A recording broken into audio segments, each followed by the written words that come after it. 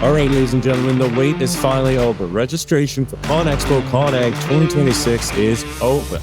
With 2,000 exhibitors, 2.9 million square feet packed with cutting-edge equipment, technology, and the best minds in construction. You won't want to miss it. The best part? You can save 40% on show admission right now by using code PODCAST40. This offer is good through Friday, September 12th, so you better buy those tickets soon and join us in Las Vegas next March. So now let's start with what I know is going to be a very informative customer panel sessions. You've heard throughout the program that connecting with our customers is key. If we are not at the show meeting their needs, providing them with solutions, and bring the right people, we will not be successful at the show. So I invite our panelists to take their seats right now on stage while I introduce this morning moderator. So Taylor White, a third-generation leader of Ken White Construction, brings this deep industry knowledge and hands-on experience to the stage as the host of this panel. With a passion for branding, culture, and business growth, he has successfully expanded his family's construction company while staying true to his core values.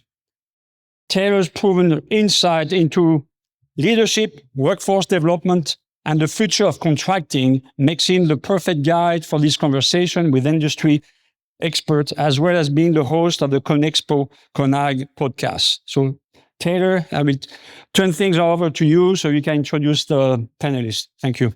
Thank you very much. Happy to be here this morning. My name's Taylor White. Like you said, that was quite the intro. He was hyping me up quite a bit there. But happy to be here. I'm going to guide you through today's panel. I think what's really interesting about today, you're going to hear from people. You have somebody who's a 4-year seasoned vet of attending CONEXPO, CON-AGG, and somebody who's going to be attending for their very first time. So you, the audience, are going to pull some good value about how they experience the show in their different ways. So I think what I want to do is just go down and give everybody a little bit of time to introduce themselves so you know who you're listening to. So I'll start you with John. Yeah, hi. My name is John McDonald. I'm president and CEO of McDonald & Sons, second generation golf course builder outside of Baltimore, Maryland. We work all around the country on golf course projects, renovation, and new construction. I'm Nick Parrish. I'm with the Burns Group. We're out of Mississippi, and we operate in the deep South. We have a few different businesses. We have one that's a heavy civil site prep business, one that's a aggregate hauling business, and then a third that it's a refusal and recycling waste business.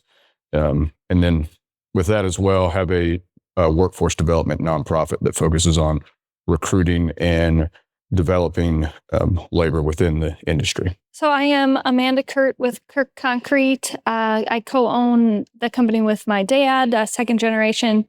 We do different kind of residential and commercial cast in place concrete foundations, excavation, and a little bit of private site utilities.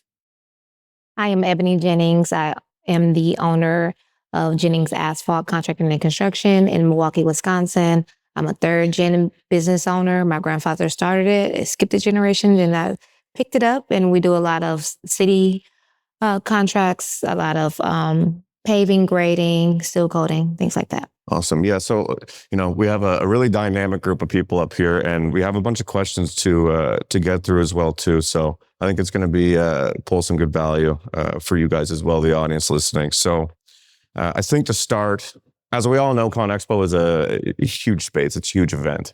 And one of the best questions, and I'm going to pass this one off to John first because he is a seasoned vet, and everyone else feel free to chime in on this. But John, if I was asking you this question, did you take any specific steps beforehand getting ready for the event?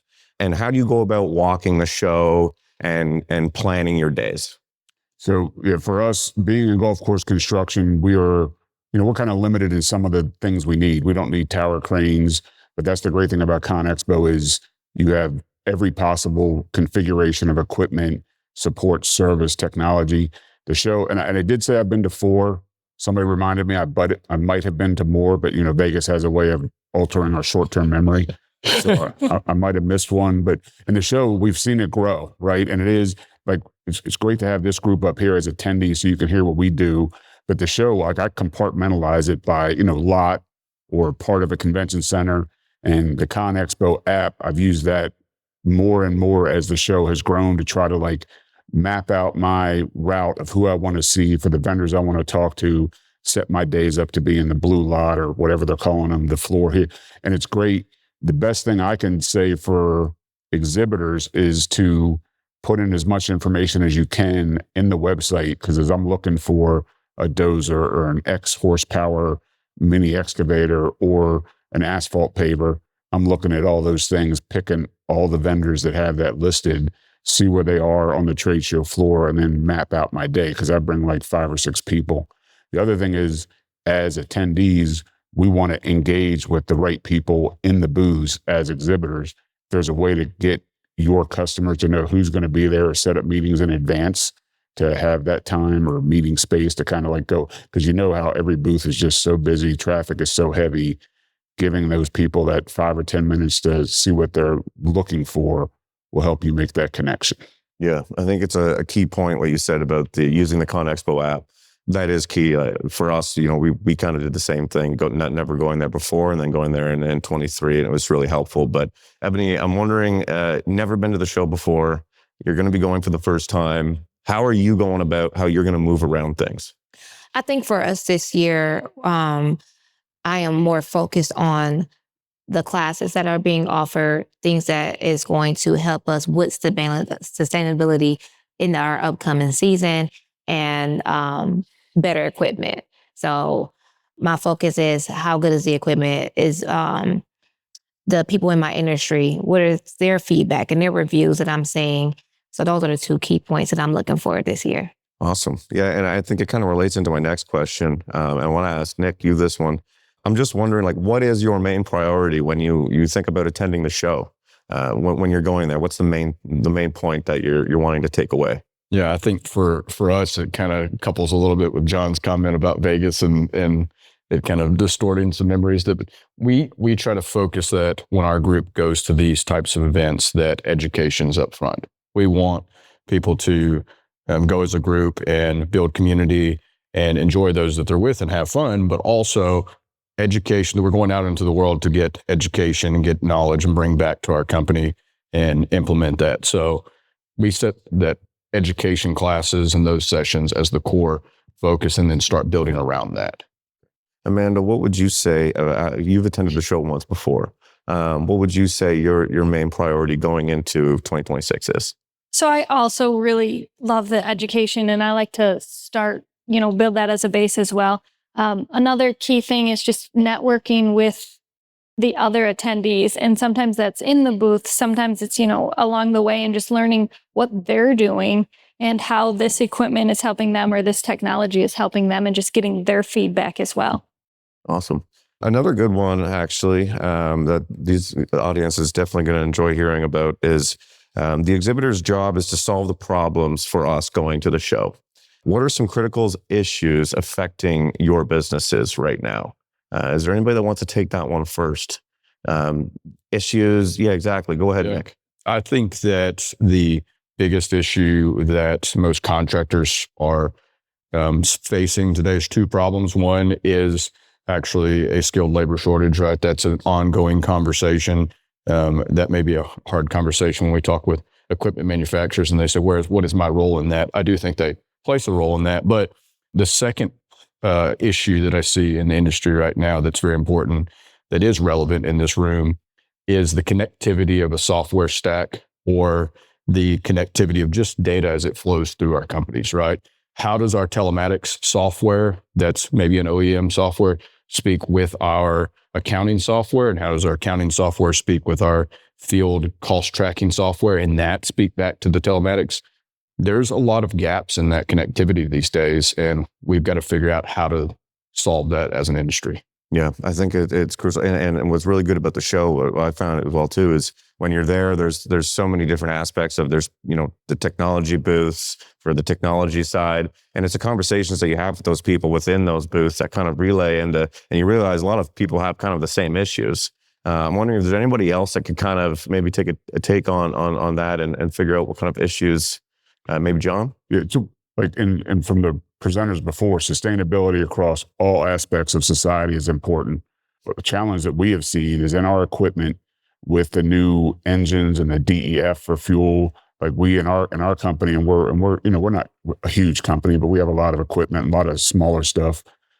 We have a life cycle. Like if something's X number of years or X number of hours, it's time to start thinking about replacing it.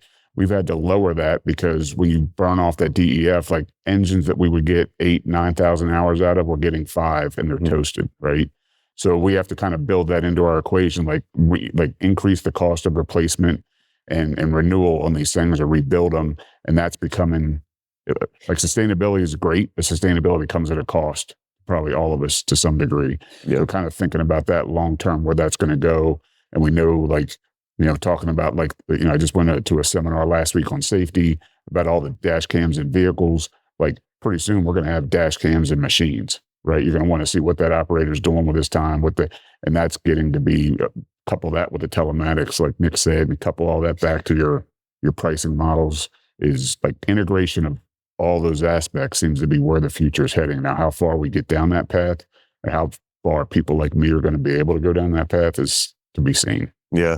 And talking about solving those issues at the show and finding those pieces of technology or equipment you're talking about, Ebony, I wanted to ask you, what factors at the show base your decisions of even purchasing technology or equipment?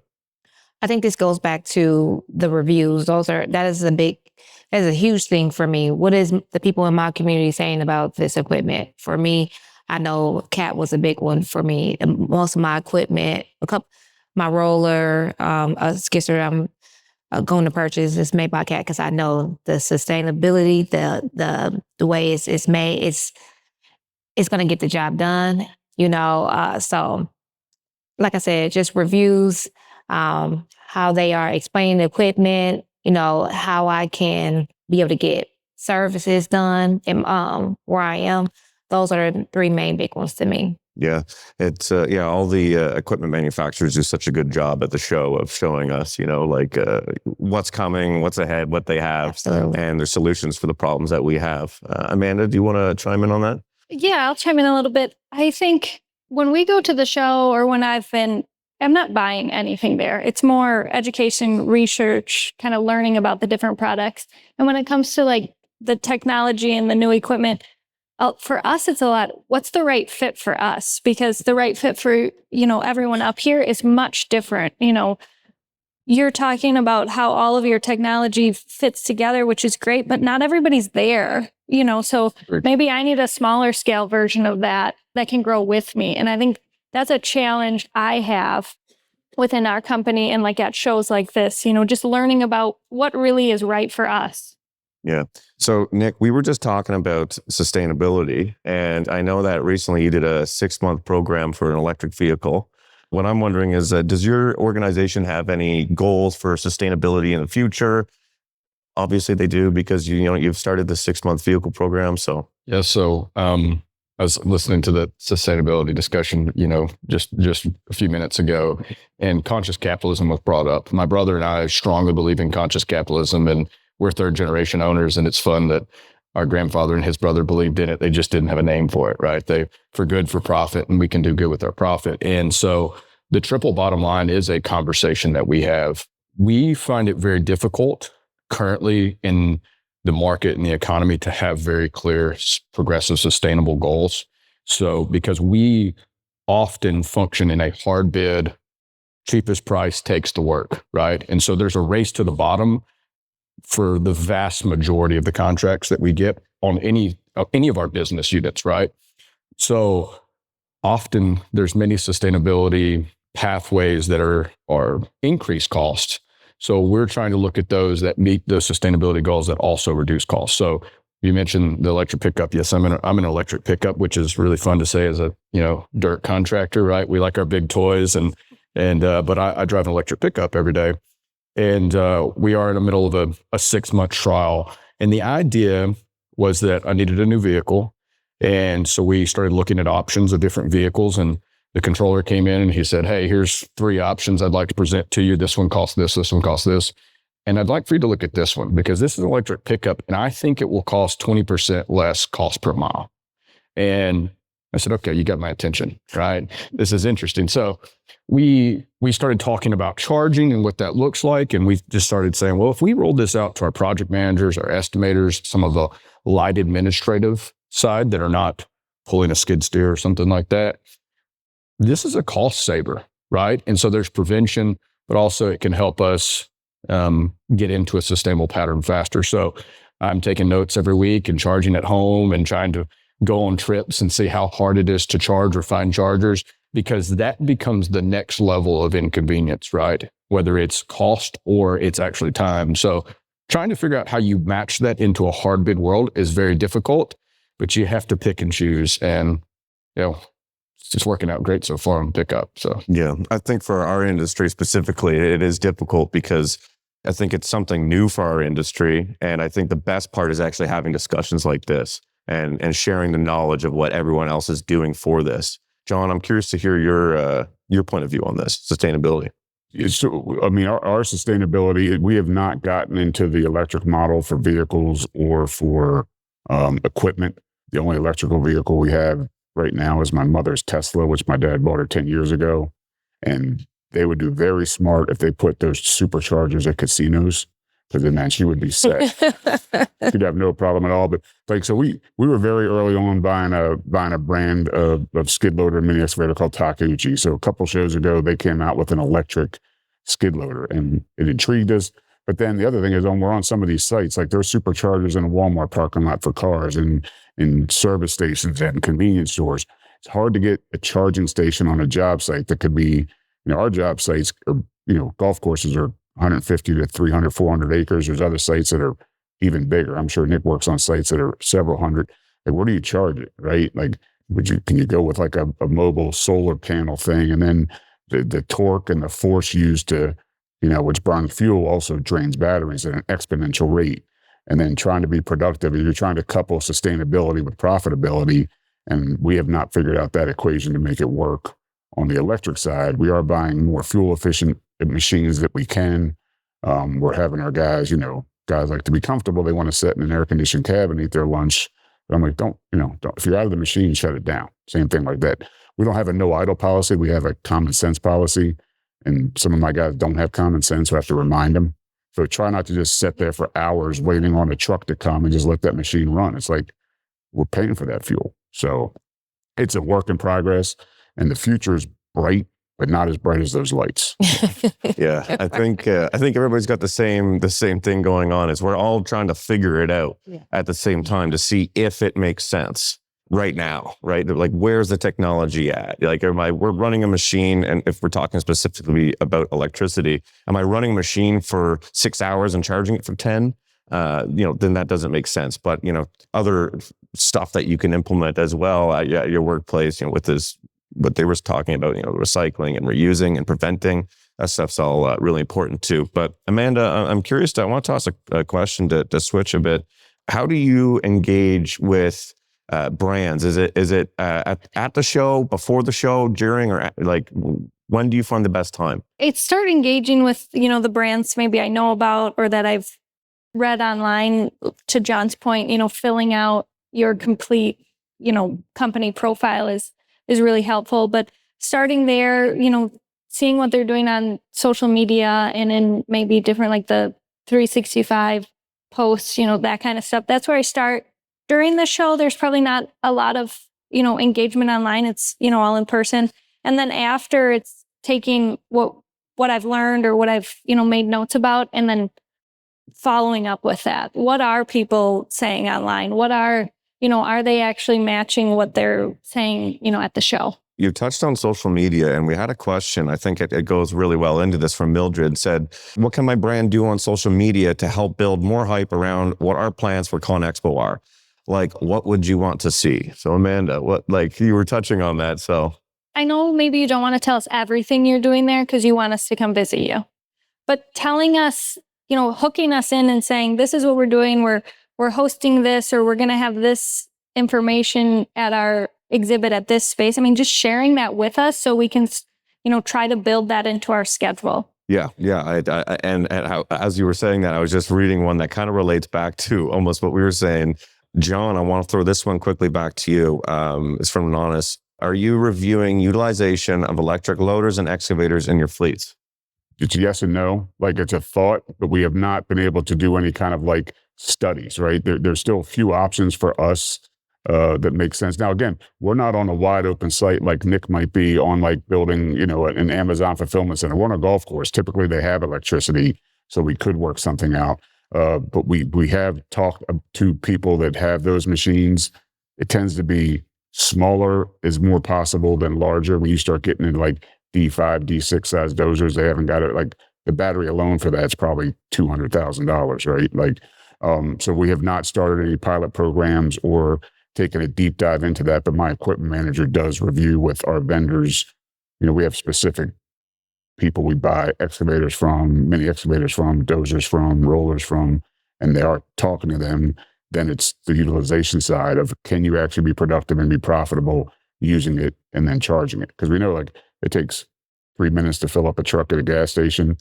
For even a supercharger, you got to charge that truck up. Was it like 30, 45 minutes or something? Yeah. Well, yeah, I'll jump into and add to that. I mean, I drive an electric vehicle, right? And so I charge it at home and I charge it at night. And I'm generally not going anywhere and using a supercharger. Actually, in 2 months, I've done that once. And so it takes a little bit of planning on that side.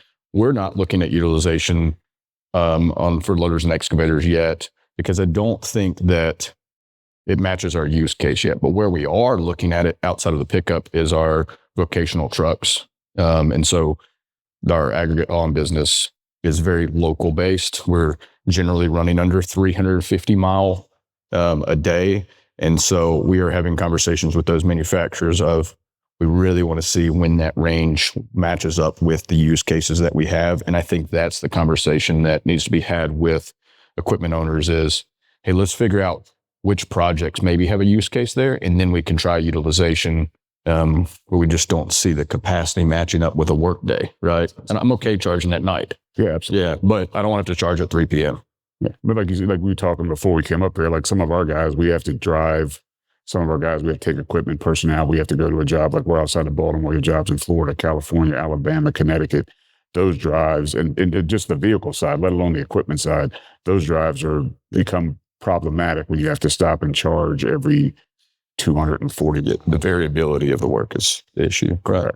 Yeah. So bringing stuff back to, you know, the show and the actual event, Ebony, I'm curious to know, if you had to tell, you know, the exhibitors, what's the best way to integrate digital experiences into their booth strategy? And then I also have another question that I kind of want to throw in there. And then who would be the right people to have in the booth to enhance the conversations? I think for exhibitors, it would benefit them to obtain like influencers, someone that's going to kind of bring you the idea that you have to life. I feel like that's the only way you're going to get across to people now, because we're in the age of social media, right? So we want to see someone that's giving us all the information about your equipment or software, whatever that you are trying to, you know, to get us to buy. You need someone with a lot of life and personality that's going to, because that's what sold me on a lot of the things that I've purchased from exhibitors. Yeah. And do you find that it's, if, you know, the influencers or you see it on social media, people promoting, I know that you're in paving, you know, and you see guys, oh, we're going to be at this booth. Like it was one of the questions was, how far in advance do you start planning what you'll do and who you'll see at the show? It kind of relates to that as well, right? Because if you're seeing these influencers or content creators on social media saying, I'm going to be at so-and-so booth at so-and-so time, you're planning ahead and you're doing that. So do you think that's a good strategy for these brands to also do? Absolutely. I feel like when I start planning, usually the show's in March, I start planning like now. My team we're already ready. We're on social media, we're looking. So wherever the hype is where we're going. Yeah, I love that point. I think that's like one of the most solid points for people to take back, honestly, is embrace like the social media, because sometimes you have these large brands that don't have the large following, but they have the power to reach the large following. And the power is harnessing those content creators and those people that already have your audience. They have the people that you want. Yeah, that's a big thing. That's a huge thing, is obtaining influencers that's going to push your brand, push whatever product that you are selling, because it's not, you can be a big brand, but when you have someone, you know, that's known on social media, right? Or they have a big following, typically we're going towards those people. Amanda, what's your opinion on what could exhibitors do to make their booths, you know, better or create more hype around them and draw more people in? I think Ebony has a great point. I think, right, we're like FOMO. We don't want to miss out whatever is cool is happening.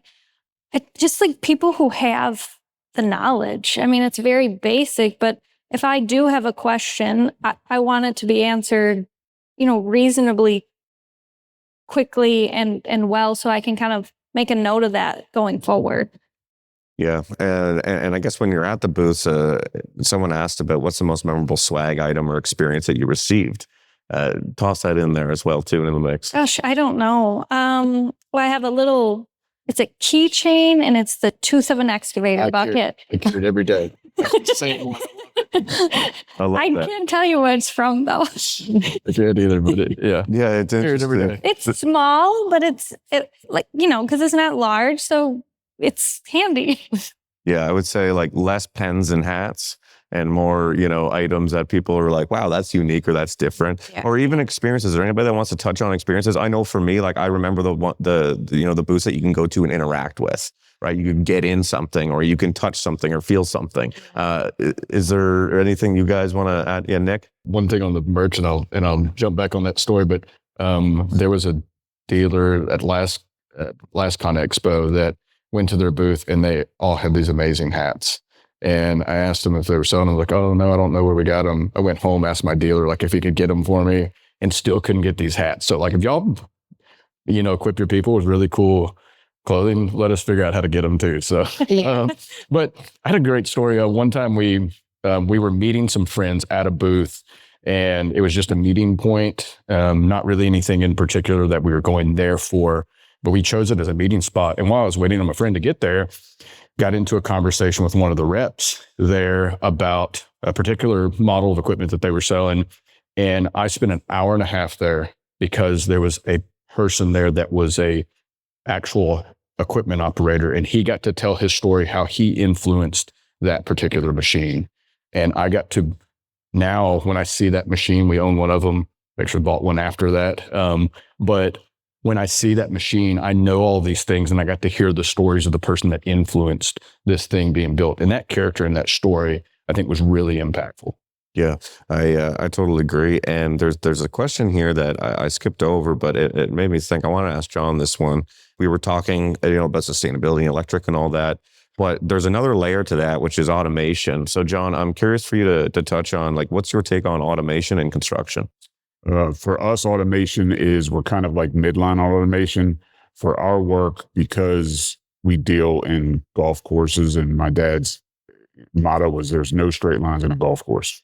So it makes it a little bit harder than, like, you can have automation for road construction, site development that's flat, but we were an early adopter of, you know, great eyes, laser layout.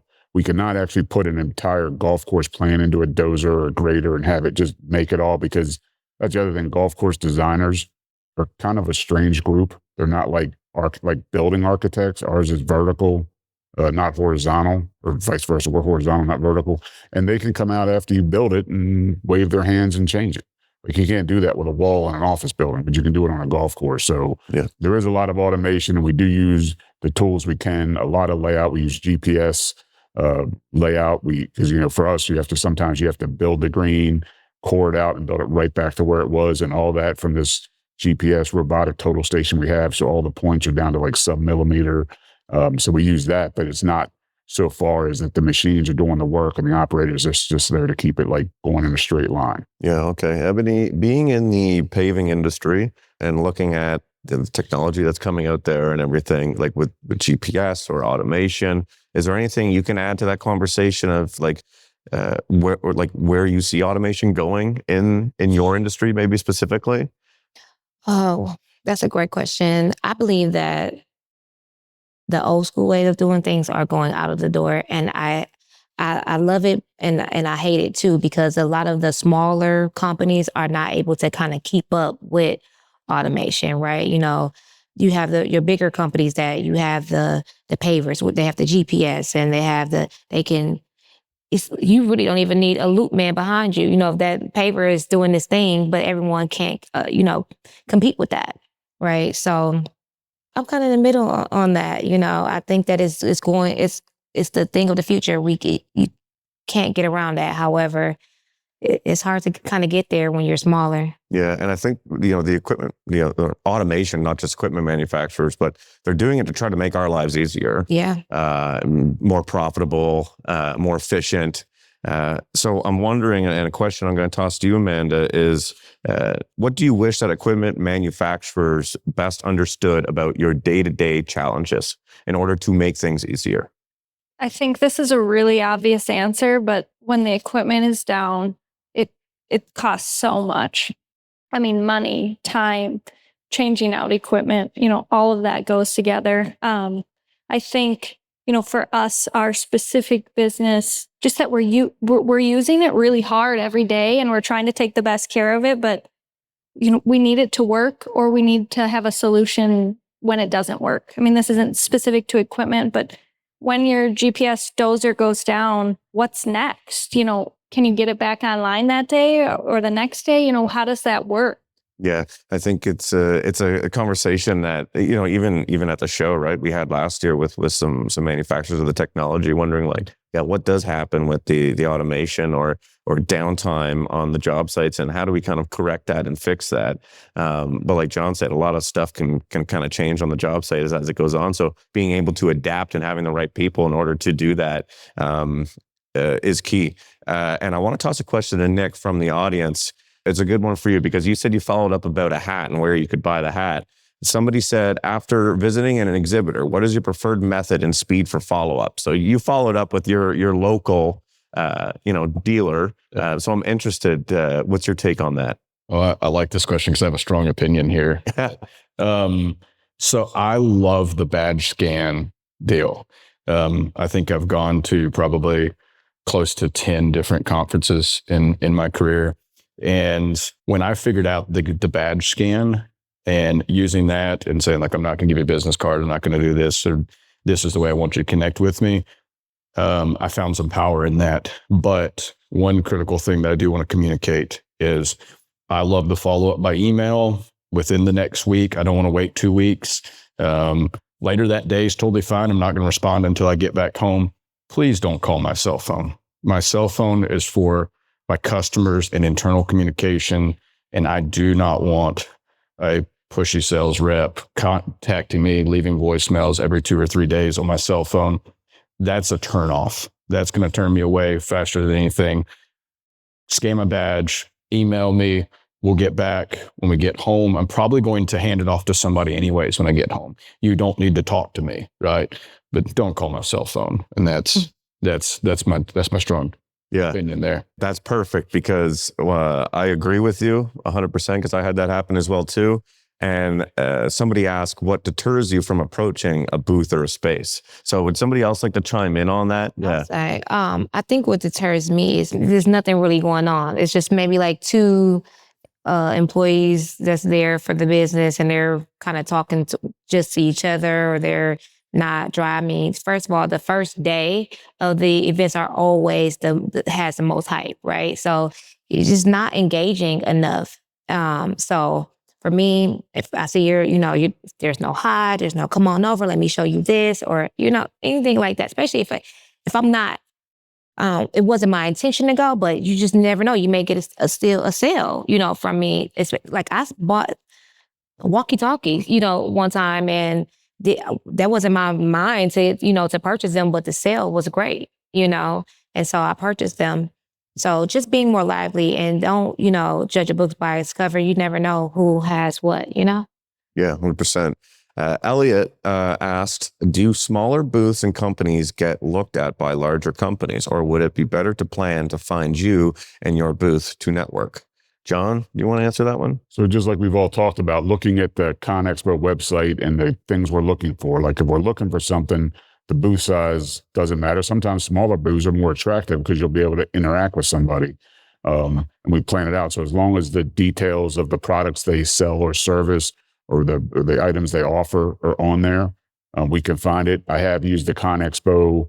I will tell you, smaller booths, sometimes the way the floor is laid out, it's nobody's fault. It's just, I wish they could like couple like the Waze app with the ConExpo app so it could show you a line how to get to it. Because I've been looking on my thing and I'm like, I want to go see this guy, and it's a little 10 by 10. And I'm like, I'm nobody. And I asked somebody, and they're like, dude, they're right there. It's like I couldn't see him. You know what I mean? It was right in front of me. And I just couldn't see it. So that's the only caveat with a smaller booth. But yeah, no, and I'm not a big company like some of these other large site developers, but if you have a product we're looking for, being able to set up something, and the other ones talk like about any size booth space, the things that'll detract us from wanting to talk to somebody further is if you go up there and talk to somebody and they're like, oh, I can't answer that question. I know not everybody knows everything, but I can't answer that question. You got to wait for this guy and he's at lunch. You come back an hour, oh, he's back, but he's talking to this guy. And it's like, at some point I got to move on. Like it's a big show. We got to get around. So being able to set up either meeting times or meeting booth space and have that one-on-one time with somebody that knows what is going to be able to answer the questions you're asking is critical. Yeah, I like the idea of the Waze app for navigating. That's pretty good. I have a question. There's still a battle to fight for women. Abby and Amanda, do you feel booth staff is recognizing women as buyers, or is there still work to be done? Well, I want to go first. Okay. Sometimes I think here's a way to bring. You didn't want to sit here first, though. No, I don't want to sit there. Sometimes I don't want to be thought of as a buyer. Sometimes it's nice to come in and they don't think you're a buyer because you get to feel how they treat you. And I don't know, it's kind of like a spy.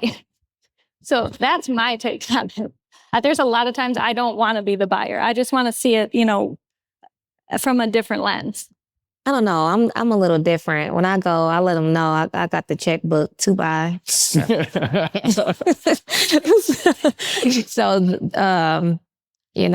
did that at CAT and I got it rolling. They didn't expect it. So I like it. I think we still have work to do though for women. I just asked last night, about the demographics. Like, are we noticing more women coming to the conferences? Because not so much of a male-dominated industry really anymore.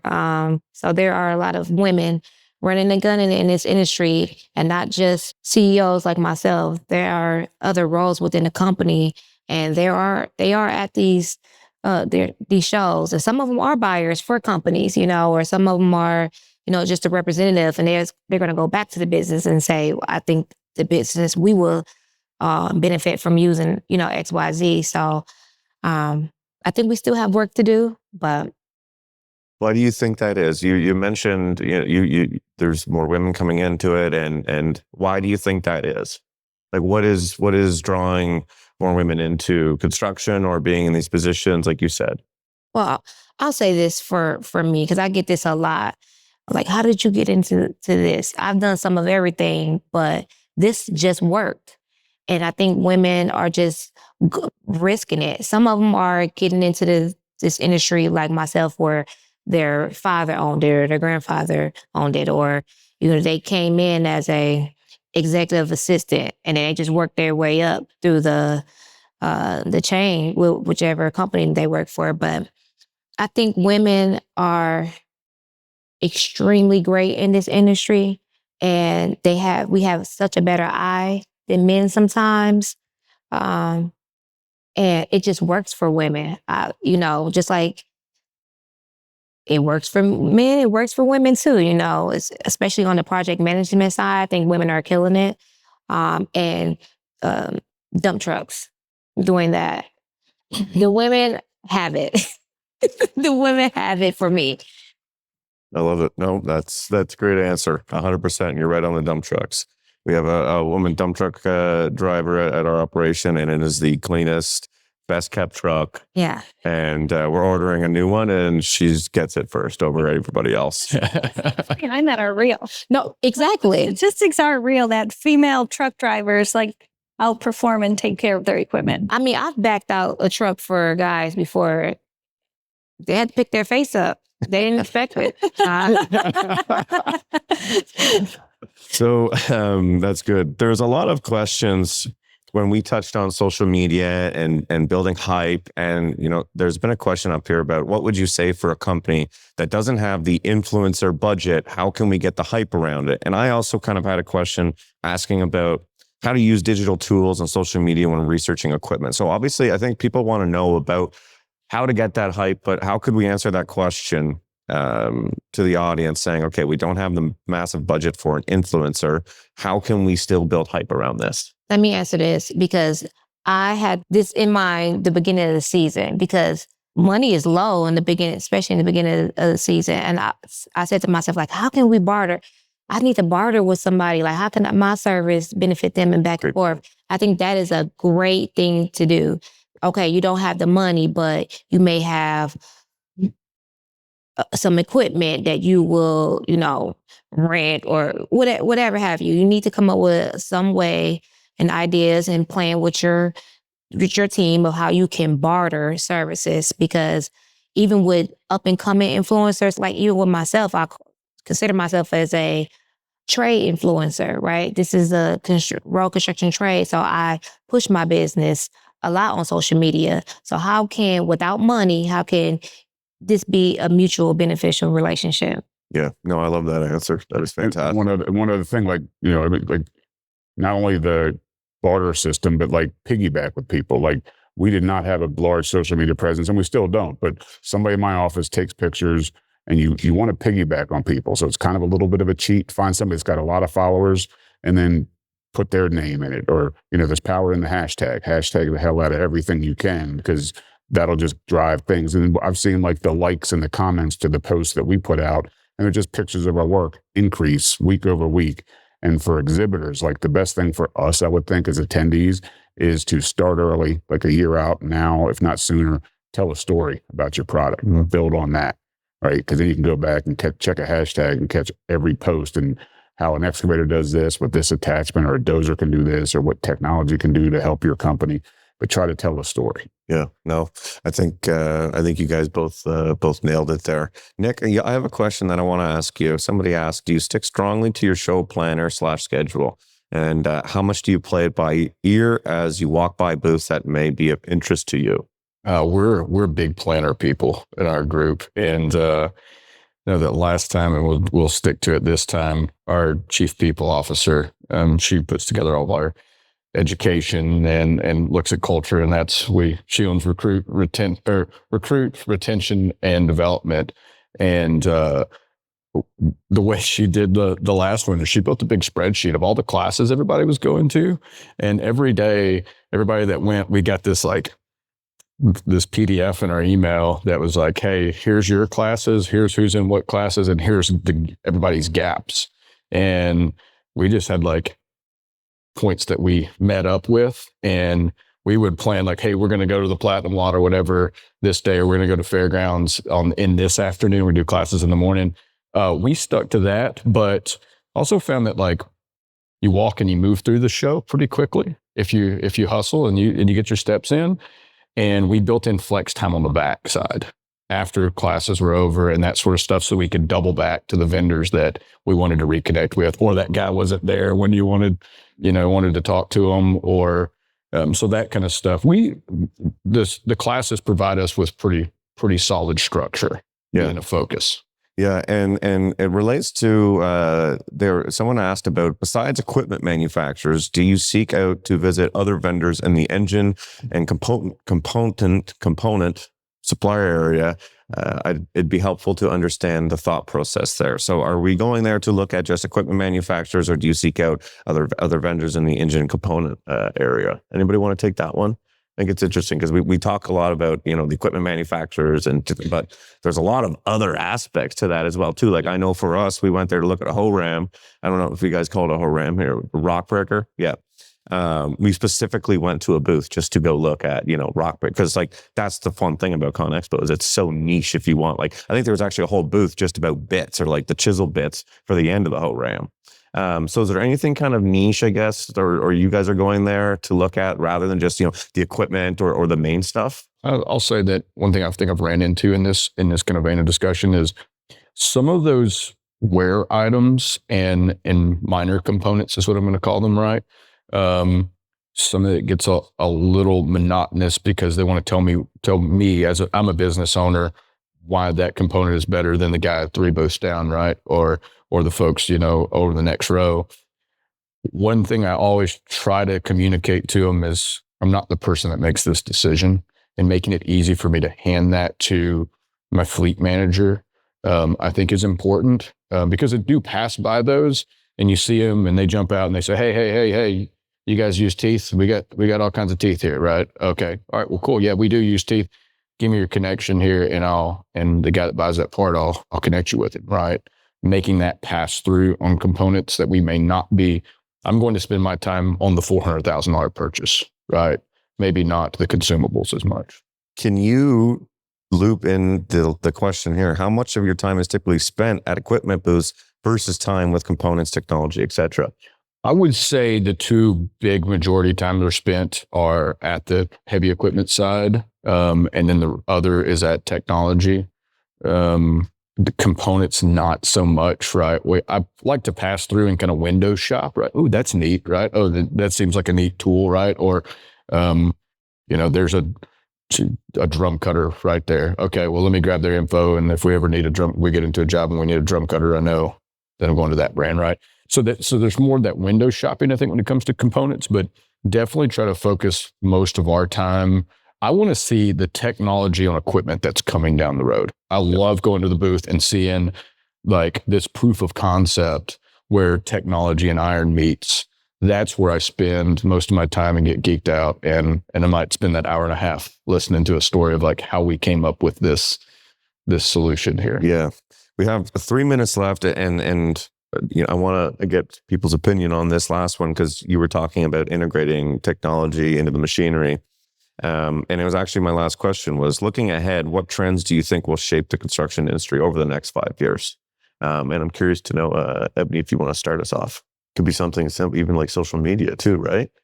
Yeah, I was just gonna say that I think that that's just the world that we're in, and that's what a lot of the smaller companies or the older companies that are just kind of mundane kind of need to evolutionize their companies, right? So you just have to get out of like your head of like some of the old school ways work. They do, yes. However, this way of going, like a lot of people know me because of social media, right?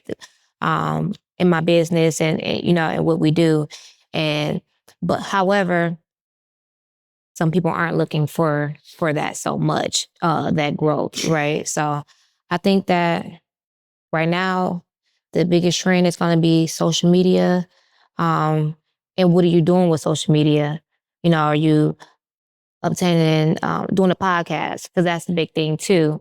A lot of the podcasts that I listen to, you learn so much about your niche industry just by listening to a podcast, or the things that you want to purchase here, just being on social media, So that's my take on that. Yeah. If anybody else wants to answer that one, but I just want to say too, I learn a lot from listening to podcasts, specifically the ConExpo podcast, actually. Yes. There's a trend that I'm worried about, that I think is going to be huge over the next 5 and definitely 10 years in our space. There is a lot of development out there in autonomous equipment, right? And I think that's really cool. I mean, there's haul trucks, you see rollers. I'm excited about that trend and worried.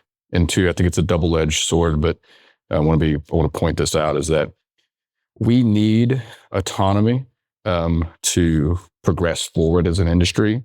We need autonomy for economic reasons. I think technological advancement is a great thing. We should look forward to that. The issue that I have with that, and I think we need to have a good conversation as an industry about how we're going to overcome this challenge that we're creating, is the autonomous equipment that we are developing these days. The 2 machines that I just mentioned are where we put entry-level operators. We are now displacing not the bottom rung on the ladder, but a gap in the middle. From the shovel to a dozer or an excavator, we just displaced a gap.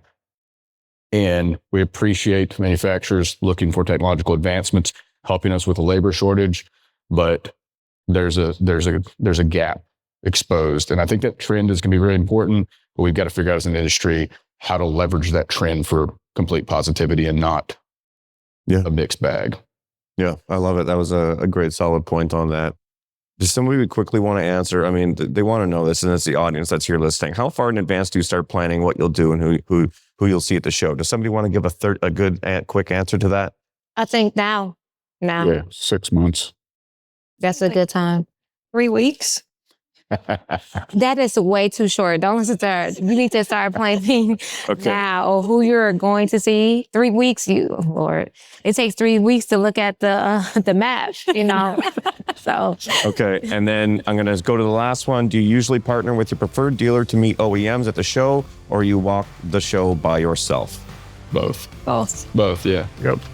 Love connecting with my local dealer to talk to someone from corporate and get more, especially the ones that understand our business and understand our goals and our direction. And they say, hey, come, I want to introduce you to this guy, from corporate. Yeah. He's working on the stuff that you like. Yeah.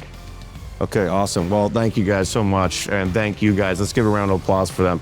Thank you.